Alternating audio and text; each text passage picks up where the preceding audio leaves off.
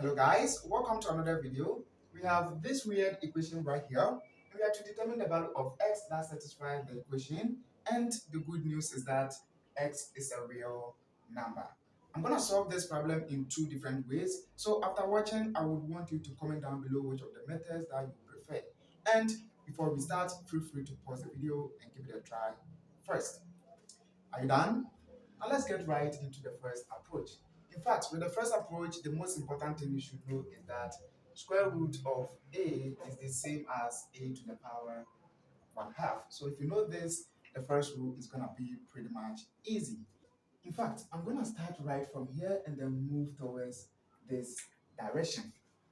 Now, like I said, we'll be using this a lot. Square root of 7 is the same as 7 to the power 1 half. Remember, we still have this 7 right here. So I'm going to multiply this one by 7.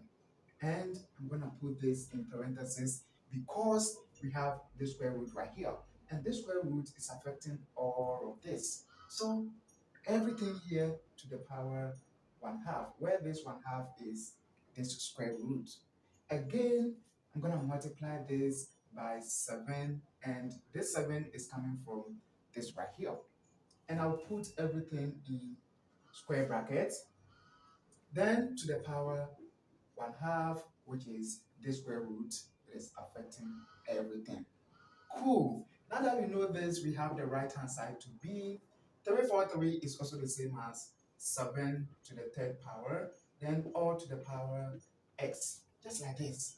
Now let's pay attention to this parenthesis right here. The bases are the same and they are multiplying. If that happens, you can just sum their powers. So we have 1 half plus 1. In fact, this is without power. It means that it is 1. So 1 half plus 1 is 3 over 2. Then times this one, because we know that a to the power m to the power n is the same as a to the power mn. So we just have to apply this idea. 3 over 2 times 1 half right here, which will be 7 to the power 3 over 4. Then times this 7 right here, times 7, then all to the power 1 half. That is this one. And the right hand side, we have 7 to the power, we can multiply this by that, by this rule. So we have 3x. And inside this parenthesis, the bases are still the same, and we are multiplying, so we sum the powers. 3 over 4 plus 1, we have 1 here. That is going to be 7 over 4, right? So we will have 7 to the power 7 over 4, then to the power 1 half, and this is equal to 7 to the power 3x. Again, we have to multiply the power right here by this, so that we get 7 to the power 7 over 8 is equal to 7 to the power 3x. The bases are the same, we can equate their powers. Therefore, the new equation is going to be 7 over 8 is equal to 3x. Let's get rid of the fraction by multiplying each side of the equation by 8, so that this and this will go. On the left hand side, we are left with just 7. Then on the right hand side, we have 24x. We are looking for x, therefore it is important to divide each side of the equation by 24, so that we have x is equal to 7 over 24. And this is the only real solution to the problem. Of course, I'm going to solve this in two ways. This is the first method. Wait for the second method. Maybe you will prefer that one more than this. So let me get rid of this quickly. With the second method, we are saying that the square roots are too many. So I'm going to get rid of 1 by squaring each side straight away, so that this square will cancel out this square root, and we are left with 7 square root of 7 square root of 7, and this is equal to this like that. You have 3 to the power 2x. Cool. Again, we have square root here. In fact, this second method is all about squaring each side of the equation, so that 7 squared is 49.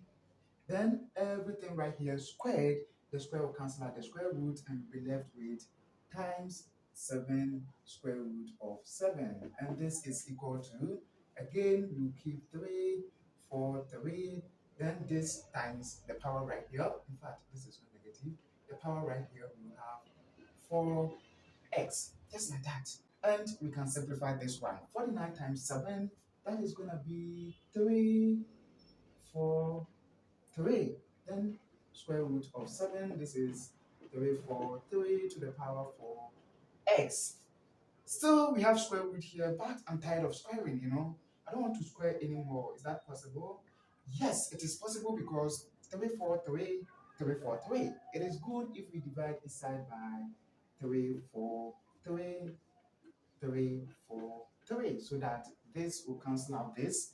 Then on the left, we have square root of 7.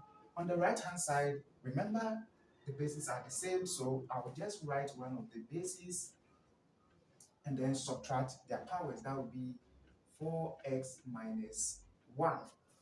Cool. Again, we have square root right here, but I don't want to square anymore. Okay, I'll do this instead. Square root of 7 is the same as 7 to the power 1 half, which is equal to 3, 4, 3 is also the same as 7 to the power 3.